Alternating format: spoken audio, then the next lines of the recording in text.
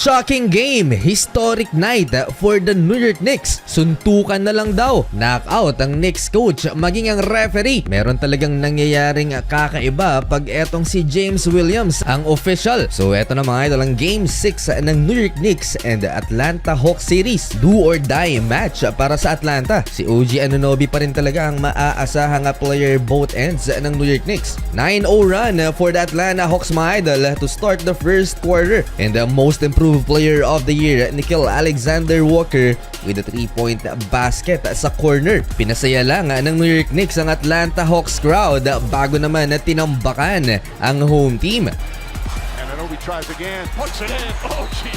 10 points in 5 minutes for OG Anunoby. Good sign for the Knicks in rhythm. Si Mikal Bridges kumpiyansa mga idol. 14-0 run for the Knicks. Grabe naman to. Dead ball na. Nag-aagawan pa sa bola si Karl Anthony Towns at si Mo Gay. About 20 seconds mga idol na nag-agawan ang dalawa. Pumagitna na si James Williams ang official sa game na to. Jalen Brunson drive. Tough contested off the window. Finish. Extended pa ang naging run ng New York Knicks mga idol nang ipinasok ang second unit Jordan Clarkson to Mitchell Robinson, alley-oop layup, and Deuce McBride with a 3-pointer from the wing. It's a three. What a run from him. 20-2 run for the Knicks mga idol. OG Anunoby unstoppable at happy na si Spike Lee, ang super fan ng New York. Dala-dala ng New York Knicks ang momentum nila mga idol from Game 5 and Game 4 wins. At nangyari ulit yan dito sa first quarter. Ang naging problema ng Atlanta Hawks ay ang kanilang turnover. 8 TOVs sa first quarter lamang at naging factor din syempre ang defense ng New York Knicks. Parang first quarter pa lang ay tapos na ang game na to. 25-point Knicks lead, 40-15. And first quarter, 14 points for OG Anunoby, 6 out of 7 sa field. Second quarter mga idol, OG Anunoby top of the key 3-pointer, his third triple, uncontested, and another turnover for Atlanta Hawks. Wala ni isang player ng Atlanta Hawks ang napapangiti so far kahit si Jonathan Kuminga, lungkot na lungkot.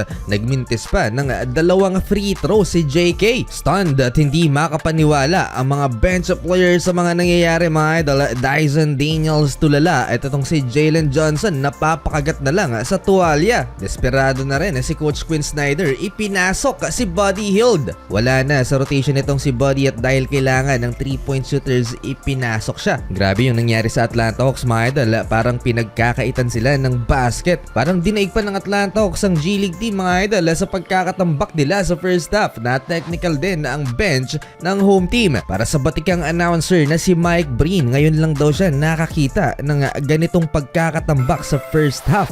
This is one of the most shocking first halves I've ever seen in a playoff game. And Mike, 67% sa field ng New York Knicks at 54% naman beyond the arc. Parang walang kadepensa ang Atlanta Hawks kung titingnan ang stat sheets ng New York. 2 turnovers pa lang din for the visiting team. to Robinson, and he throws it down with the right hand. Mukhang nawalan na rin ng tiwala si Coach Quinn Snyder kay CJ McCollum at binawasan pa ang minuto niya sa first half. OG Anunoby 3-point basket, wala pa ring maisagot ang Atlanta Hawks. Parang swerte na lang kung makapagtala ng puntos sa game na to ang Atlanta. Umabot na rin ng 50 puntos ang lamang ng New York Knicks at hindi pa natatapos ang first half. Keep pouring it on. Brunson throws it up and Bridges throws it. More from OG Anunoby and 1 basket kontra kay Jonathan Kuminga, 71-22. Sobrang desperado na ng Hawks mga idol. Babalian ang kamay si Mitchell Robinson ni Dyson Daniels. Nagkagulo mga idol at grabe yung galit ng Knicks big man. There's 4. Oh, and Robinson and Dixon just being held up. Sa sobrang laking tao nito nga si Mitchell Robinson, nagsibagsakan pa ang mga umaawat. Trying to separate two. Robinson really upset. Kawawa naman si Coach Mike Brown na knockout din ang coach ng New York Knicks. Ejected ang dalawang players na na-involve, Dyson Daniels at si Mitchell Robinson dahil sa gulong ginawa nila. Marami nang na-eject na players dahil dito kay James Williams ngayong playoffs. Nadagdagan na naman ang listahan. Parang bata pa ang referee na to na pinatayo ni Josh Hart at ni Jalen Brunson. Nagsayang lang ng pera para sa tickets ang crowd. Marami na ang nagsiuwian. Di tuloy nila nakita ang gulo na nangyari. At sa NBA history mga idol, ito na ang largest halftime lead with 50 points regular season and playoffs combined since 2020. Naiset yan ng Dallas Mavericks nang matambakan nila ang LA Clippers ng 57 points. Hindi pa allowed nun ang fans sa arena dahil pandemic.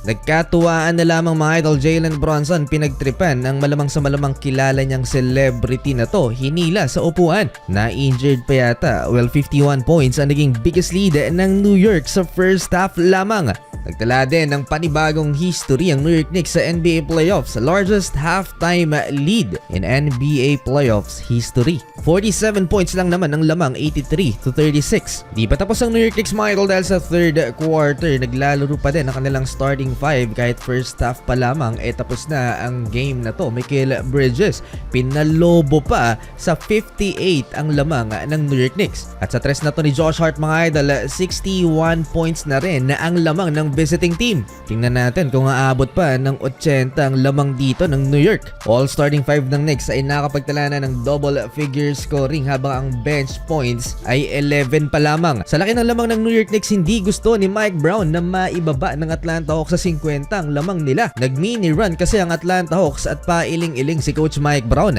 Hindi niya gusto na magkaroon ng kahit konting momentum ang Atlanta Hawks. 5-minute mark sa third quarter, ipinasok si Jordan Clarkson at naitala ni JC ang kanyang first field goal of the game. Back-to-back pa. Advanced pass, and Clarkson.